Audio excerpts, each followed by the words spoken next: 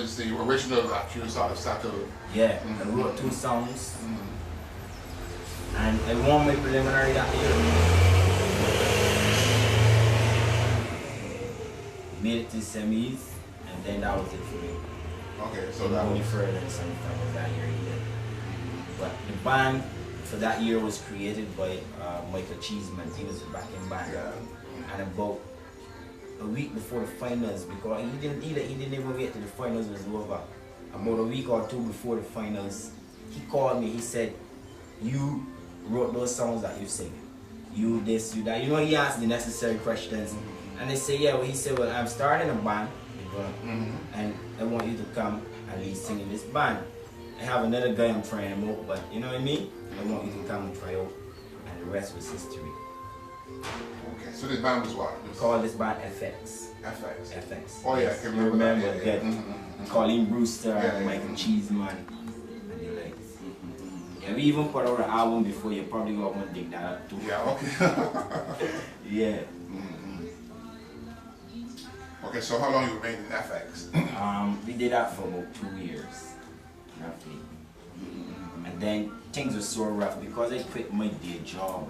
And I put everything aside now for music. Remember, you passed through the whole Christian thing, and you know, so separation started setting, you know. At one time, I have a family, a girlfriend, and 1 child. We had to send this child to the grandmother's to look for a little while. Okay. And the basic diet we had was breadfruit. Breadfruit cakes, breadfruit bakes, breadfruit. You know what I mean? With cucumber and everything. So because you were roots man then? yeah, not only being a roots man, but you want, because I wasn't a Rasta at that time. It was just that I wanted to go after music. And I had a dedicated woman who was basically going with me wherever I go or whatever. So now we got a situation where I just put all my job that was paying me well. This job to what? Doing making plastic bottles up Thornbury Hill and plastic containers. Yeah, it was a job and it was paying well according to what well was at that time. Okay. So I give this up. I went separation setting out. I had to quit the band. I said, well, I'm going on a cruise ship. Okay, so you traveled on a cruise ship? Not yet. Okay, not This yet. was the decision. Crossfire started here that I'm going on this cruise ship and called me quick and said, well, don't go on this cruise ship. We want you to come and join the front line of Crossfire. This is getting interesting. We're keeping this in years now. First year, we're just out. The second year is Team Talent, 20. The next 2 years is FX. And the next year I'm 23 now. This is Crossfire. So when going to Crossfire now, interesting things start happening Crossfire because I began to feel uncomfortable. Yeah, it's a popular band and it's traveling a lot and making money and so on, but I began to feel uncomfortable because my contribution was being, I had no input. You know what I mean? And that was like poison for me. I couldn't take that. So we spent 2 weeks in Carnival, and when I come out of Carnival, this is the first 2 weeks in Crossfire. When I come out of Carnival, I said, well, guys, I want to quit the band. I don't want to play with the band no more. So that was it. But then they called me back and said, well, you know what I mean? They try to earn what our reason is, and they give me a bunch of reasons why I should quit the band and play for the while. So they convinced me. I go back with the band, and then I end up spending a year. Okay. Because again, for me, it began to be more about just getting in front of people and being popular or whatever. I want to contribute something to this whole thing. So 23, 24, now I left the whole Crossfire issue. I went and deal with John Roy. I wrote Hoyest. These guys now were putting out albums at Proper Overtime and Conga Line and Speed Up. Was the song I did with John Roy. That year actually I put 3 songs on his album.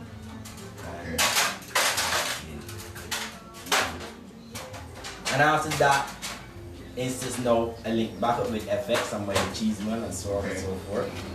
And again, we just did short stints, gigs here and there, but nothing really created an interest for me. And then one day I get this call from a former bass player I used to play with, Timothy Ashby, who ended up to be my most musical colleague as he taught me to play the guitar. Right? So I have full respect for him. This one is Timothy Ashby. Yeah, Timothy Ashby. He's a major influence, a chief influence in what I do right now and why I do what I do. And he says to me, There's this guy that come back from Sweden. His name is John Rochford. And he has a band together called Eden, and he needs a singer. Okay. Yeah? And here we link up, we start to rehearse. And at that point is where everything changed for me, because I started now singing songs like Human Rights, where you got a copy there for the CD, you can check it out.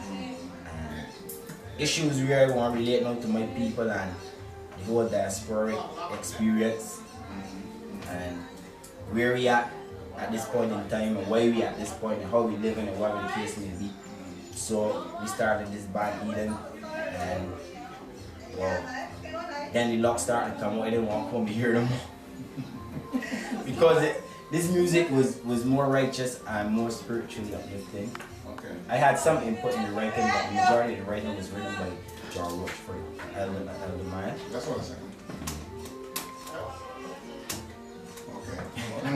You can get it in the films where you No, get I should have brought my digital here, but I prefer this. see it. Okay, more true. Yeah. Right. And You talk about the John Roy, yeah. right after this music, everything changed. The diet changed. The way of living, the way of looking at people. You're trying out to find knowledge and find out why you're being treated this way as a black man, as a man on a road. So you start to do research now, things that I wasn't interested in before, you now become interested in, and a whole new, how should I say, a whole new me, awoken to different things. So I was no longer interested in the whole get on stage and walk up to get the attention of the girls and these things. I said, well, a positive contribution, which then led me to doing a lot of different things with a lot of different bands that I would initiate, as opposed to waiting for people to call me. I would say, well, yeah, we play here as one thing, we play here as Eden, then we go here and play here as Third Stone, because I also started that band. And then there was another band with James Level called More Lava. I was also involved in the beginning of that band. And now it comes to this point where we have Fully Loaded. I started another involvement in that band too. How involved you are in Fully Loaded? Well, I was there from the inception. They used to play as another band called Red Alarm. Okay. Then confusion set in, so everything changed, and boom boom, they changed the name and you get rid of the one or two people you don't want to work with anymore, because it's basically be a lot of conspiracy around talented people, where one guy should believe that he should either be getting the same benefit as the next guy or whatever, but then the people rate you off of how talented you are, your contribution, how consistent you are. So if you are not keeping up to an artist that is more consistent than you, you can get left out or pushed aside, and then you get jealous and you get vexed and you try to get rid of that person in different forms and fashions, you know what I mean, propaganda or whatever. So we started that bar, and I was saying to these guys, alright, now I just come out of a Molava experience and a Third Stone experience where yes, we were good. We had the shipping full on Tuesdays, the boatyard full on Mondays, the reggae lounge full on Saturdays, and we were a local band. But why was the publicity and the popularity not going for? Because we weren't recording. So those two bands did not record, at least not to the extent that I tried to get Fully Loaded to record. So like, you go and work Wednesday night, you put aside some money to go and record Friday morning. Okay? So that by next week now you can probably come and present a new song to the people. We even had an issue where we wanted to sing a new song every Wednesday night. So how consistent is that? You have an artist that is bringing a new song every Wednesday night. No, you can't expect all to be good. all can be love. Some can say things that people don't want to hear, but some can capture. You know what I mean? So wherever, so you end up drawing up the whole place, and the popularity must increase. And you then get a stage where you move from a national artist to an international artist, where you're traveling, and you can also contribute to the commerce of your country. You want to bring in some foreign exchange and whatever. So my involvement with Fully Loaded, basically, to sum it all up, is that these guys are young guys, younger guys. Yeah, the Fully Loaded ones, right? Because when I open up my experiences to them and things that are possible, some of them seem foreign to them. You understand? And you seem basically simple to me. Fellas, you're a carpenter, get your saw and your hammer. You're a mason, get your trowel, and you know what I mean? So you're a musician, or your tools. songs and instruments, you know what I mean? And if you don't have them, you are imitation of a musician. Let's say, yes, you can play sweet, you can play good, but then when I ask for Albert Olton or Fully Loaded, I don't want Albert Olton singing about Marley. Well, yeah, there was a time for that, but now is the time now, because I believe, or I would say to you, through all this interviewing and so forth, that from the Fully Loaded experience, if it doesn't work, because right now it's online and it's going exactly where I figured it would be at this time. Because let me just interject here. When I started singing with Eden, like I tell you where everything changed, I set up a 10-year to 20-year plan where I must be at the end of this time. So when I gauge myself now from 25 to now, at 35, 10 years later, I'm exactly where I start to be. You understand? So the only other works now is to get music and be consistent enough to keep bringing this music to the people. So define for me where you are now. I know you said that you have 25 to 10, Yeah. 35. In the middle, exactly smack in the middle. 10 years. 10 years So later. articulate for me where you are now, in terms of what you, even if it's intellectually, emotionally, or whatever, Yeah. you're at peace with yourself in terms of your art, Yes, I have developed now the ability, because it's a practical thing. I have to practice it, where you can again be consistent enough to bring another song every day, or sit down and write a whole album. Because when you get it from here, you leave here, noise. I'm gonna write that little interview that I just had with Johnny. I'm gonna take out all the punchlines out of it. Boom, boom. When I come down to 5 basic things that I would love to put in this song. Then I can talk about the trip that you took to get here, and the phone calls and all these things. It doesn't only have to be the half an hour that we sit here. It can be about the fact that you called me yesterday. And when everything is done, when John see me hear this song, I say, well, that is the experience that I'm talking about. Because that's the true thing that he just said. I mean, I didn't really invite any other of my neighbors that is normally, because this is where I spend most of my time when I'm not home or doing music, right?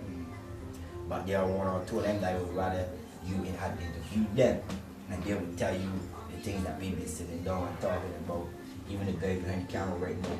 Yes. Yeah. That was a few years back, Jason, I think. Yeah. You know. I would let you for sitting down in front of the camera for a little 5 or 10 minutes. You know, maybe then these people can tell you what they saw. Because I always try to make it a predictive thing where I say, yes, Jason, but this is what I'm gonna do. This is what I'm gonna do next week. And I'm gonna see if it works. And if it works, this is gonna be the end result. And he's there to tell you. On many occasions, he had one get the camera and I watched that video and said, that's so what you record everything, you record significant moments? Not only significant moments, but moments on the whole, because you can make an insignificant moment significant to how you present it to whoever you're presenting it to. So, as I was saying, and I told him, I want that in 2 years' time when we look back, that everything I told you I was going to do is being done. Even today is a manifestation where I said to Jason, you know, Jason, I went down to Crandall La Creme, and this is the guy we talking about. You can put your camera on him sometime and get here this documentary, because this is for documentation 20 years from now or 50 years from now, whatever, you know. I said to him, well, I got a little lost there. You said but, the creme, right. And this newspaper man. Okay, his experience. Yes. Yeah. Okay. No, I saw him. I haven't seen him for a long time. I dealt with him with Calypso, but I saw him. You see, with like an exclusive interview. But here what we can do with him. I'm gonna call him. And when he called me, I can make some excuse for that the first time to see if he's really interested in what I'm dealing with. Because if he's not interested, I'm not interested either. You know what I mean? And he said, man, Bert, sometimes you got like hold them moments and one moment. I said, but if it worked the way that I planned to work, eventually, newspaper man, TV man, everybody's gonna come into my neighborhood and look for me. You understand? Like, and look for me and get this thing going on so that the people will know that this is not no fake thing. This is not no guy that just trying again to get popular. I find that there was a big disrespect to Jackie Opal, peace be unto his soul, and somebody need to come and correct that. Because my people, I refer to them Asians or whatever, I've been trying all the musicians I've tried. Nicholas Branca, when he get to the pinnacle of his jazz experience, somebody up there, because it's not our music. But if he was playing some kind of jazz spooge or something, then maybe he would be, you know what I mean? And when you hear what the whole works, everybody do something that was already initiated and made popular by other people. So whenever you get to, yes, every year is wonderful, 3 crowds, 10 years today, every year was doing what? You understand? Yes, we trying to hold a 20 year promotion thing, but man, every year we should be in Japan, topping in Japan. You can't even get every year with, you know what I mean, to do a 20-year thing because it's somewhere out of your reaches. You can't get to that, but see, they put us in America, put us in Canada, they put us in England, and from there we go on further. But the Trinidadians, who somehow seem to be more prominent in this music than us, go much further. The Jamaicans, who seem to be more prominent in the music that we play, reggae or whatever, they go much further. But the Bajan musician and artists, yeah, if you happen to get a tour to St. Vincent, you're lucky.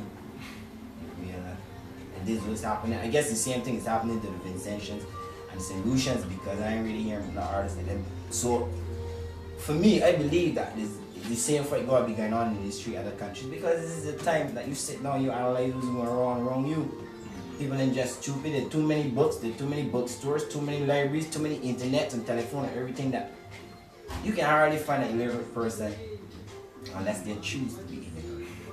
And don't even look on the streets for an illiterate person because sometimes the street people are some of the most intelligent who just get so fed up with life and the reality that they were being forced to accept that they end up going being some vagrant or something.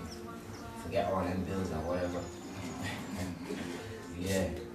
So you're now, so your vision now from here now, you're 25 to 35. Your vision now is to stop. When you hear me, you come and hear me sing my songs. Which means that if I put on a show and it's 10 people, I accept that these 10 people more or less embrace what I'm doing and appreciate what I'm doing, so they're here to fully support what I'm doing, and the 10 will eventually go to 15. Now again, another manifestation is my neighborhood. Again, when I start on this chart, I said, but the first people must get my music is the people in my neighborhood. There's no radio station that's going to hear my music and play it for the whole of the country, and then my neighbors don't know what's going on. So you can drive through this neighborhood and you can hear my music being played out of the houses around here. And when the people here are rated, then they come and say, hey, even the shows, when they go to the show, they say, well, who going with me? My neighborhood going with me. If I can fill up a Zara van with 7, if I have the money to pay, I pay. If it's an entourage with everybody road, we get into the show because it's my neighborhood. And that support has grown from the neighborhood to the entire district, and it's to the point where it's district board now. I mean, you got this little neighborhood, the other neighborhood, which will be Ebenezer, Chapel. You know what I mean? People in these areas basically know my music till it becomes a St. Philip thing, and it becomes a Barbados thing, and then I see the boundaries of these shores because I don't see no earlier doing it. And the consistency of Crossfire and Square One still seem not to have been enough. And those guys were bringing out albums year after year after year. Why should those guys be suffering now? Because on the real, those guys are suffering now. You know what I mean? This son got going to do your own thing. This boy got going to do your own thing. I even had rumors that these guys are on cruise ships.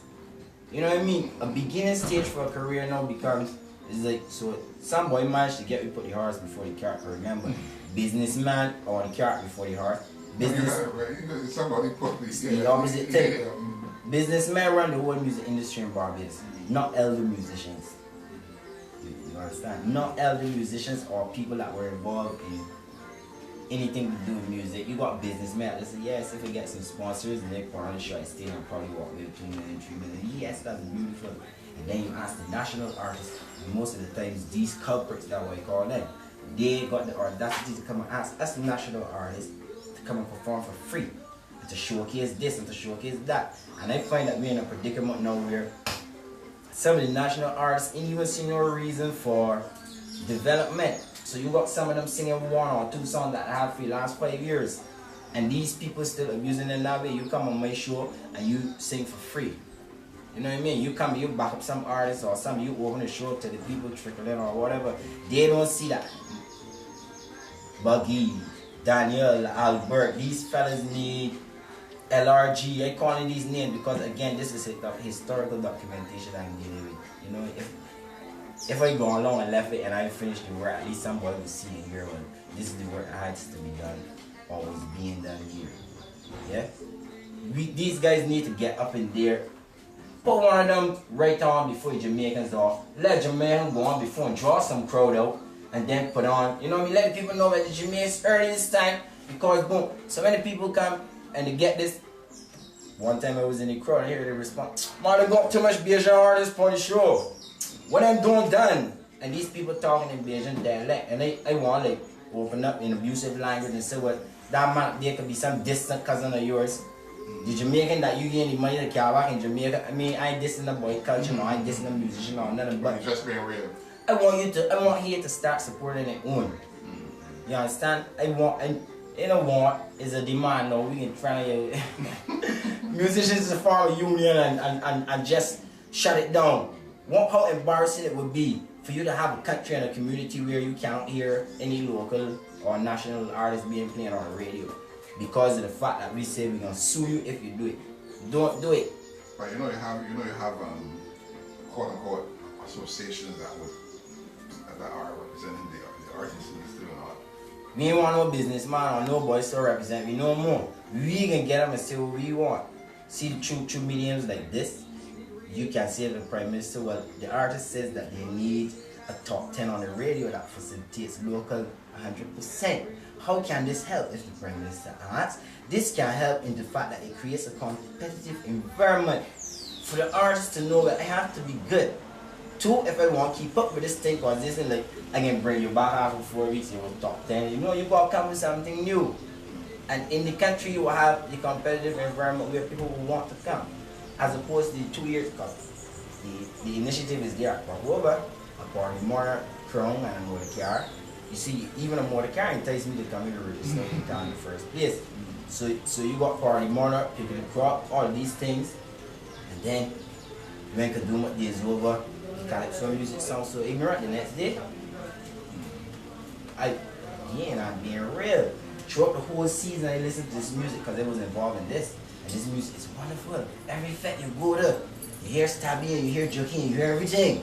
And then after Kaduma Day, be it August the 2nd or 3rd, when you hear Calypso song, it makes you go like, yeah, we really got that what was going on, you know what I mean?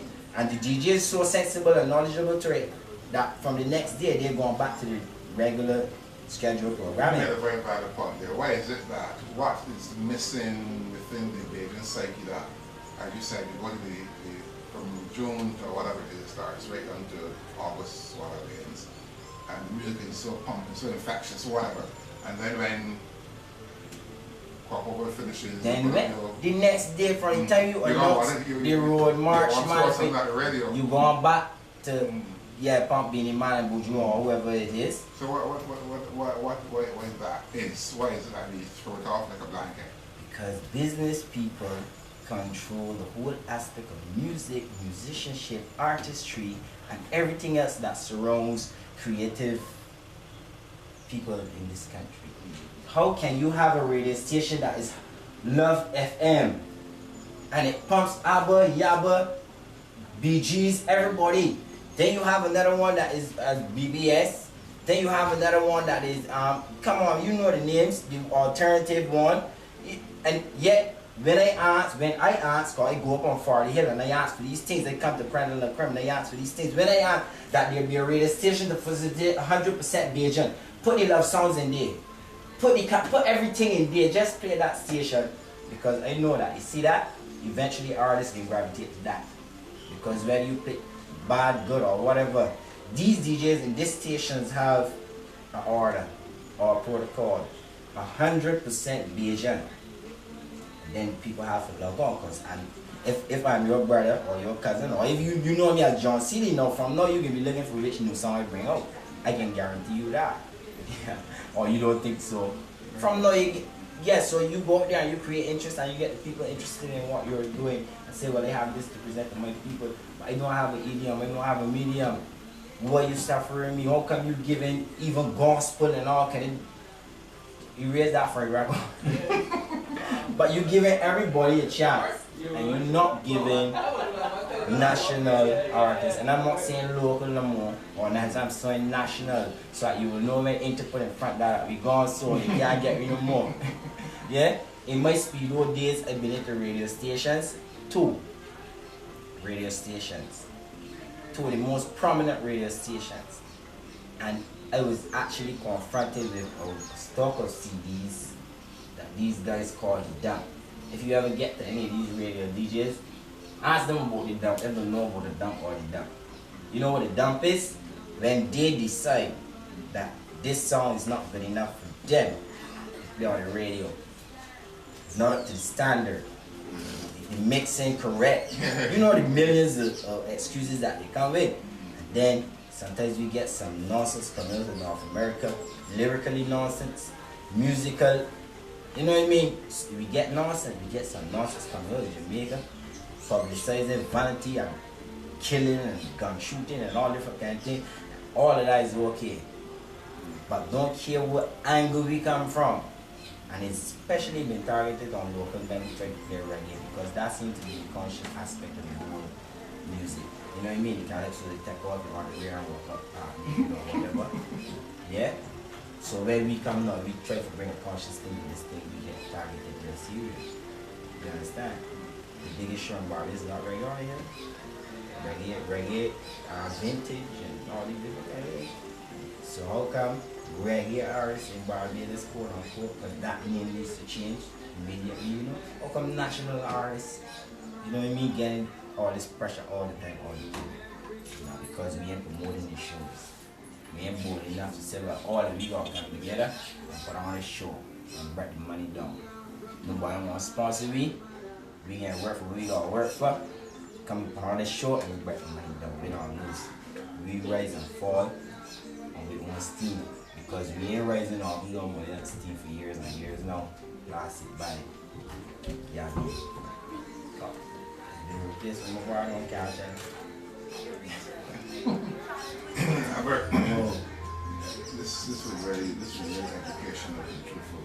You know, and I feel a little limited because, you know, I think that these were just outside the medium of the press. I think this is what you just said need to be articulated more and more and more, right? And it really is, it's very enlightening. I guess I can sit down here across from Albert and hear him articulate his vision for the industry and for the national artists. And I'm happy that you sort of redirected my thoughts to say national as opposed to local, because then it tends to give a bigger feel. Local meaning, okay, you could stay there and open for the guys when only 5 people at the stadium or whatever. But if you sort of rebrand, you know, the major artist as a national artist, and I think that's a positive step. Yeah. You know, I mean, I'm really impressed with the vision. Yeah. And the philosophy. Well, I hope that you are impressed with. They said we have to give you this little part in the film for that story. They said I want big man pay for that because I got enough words to say and I really want to get more. It's ours. Well, trust me. No, you can't do that. You don't want to have you give him a little piece. And don't put that picture that's too rough. He's not here and think. Get one from when he was speed or something. You see. Because again, when I deal with it personal. I try to, when I see the Prime Minister and the audience or any government official that I feel is helpful because I try to see what I have to say to them in a diplomatic way. You know, not cuss with nobody, not say what they vex to them. And it's going past the stage of vexation. It's a heartbreaking thing. It's a heartbreaking thing. We can benefit from it, but something is stopping us. What is stopping us? The re-educating of the national people and the awakening of them to us is the responsibility now not only of the artists but of the DJs who are the head people. These are the head DJs who you're going to hear first when you click on that radio, and he's going to be the propaganda machine. He's going to be the one that's going to, there was even one of them that they say he can get up and say that there's not enough local national music to rotate. See what my tongue at that point in time. There's not enough national music to rotate 100% radio station. I said, well, you're just going to dig up back in time from this place. You're just going to dig up top 40 and top 20 and everything. Go and dig that up. Go and find that and get around to all the DJs that was playing from the time Gabby was singing Books and Mr. T and everything, and bring all of that back. Go back to music, Richard Stout, everyone. Drayton's too. When's the last time you heard Drayton's Stout on radio? You probably hear Tiger rap on the rhythm, which, you know what I mean? Listen to the musical content, listen to the lyrical content, you understand anything being said? I'm not dissing Tiger nor Jamaicans nor nothing like that. I'm saying that right now I'm talking to my people of Barbados. And I'm showing you where it seems that if you do what you are doing for all these artists, for us, it can benefit not only us but you. Because remember, we are about to go and bring some foreign exchange too. Every Jamaican artist come in and sing for 30,000, but you don't talk about the jazz people. And these people performing all over the world. Yes, say we bring them to little old Barbados and give them 80,000 US dollars. You ask me to come and perform for free. I said, no, I ain't coming to perform at your show. And I've done these things already. Let's forget that show. If you want to go, I said, are you want to go? Well, go ahead. It does not suit me to go and perform for that show. Because when, at the end of the day, it's just like I can stay home. So I'd rather stay home and show up.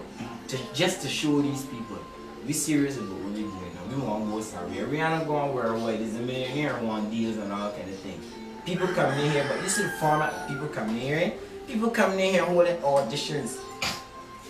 I got myself involved in an audition where these people eliminated about 2,000 artists. This thing went on down at Sugar Cane Mall down the Robert Street.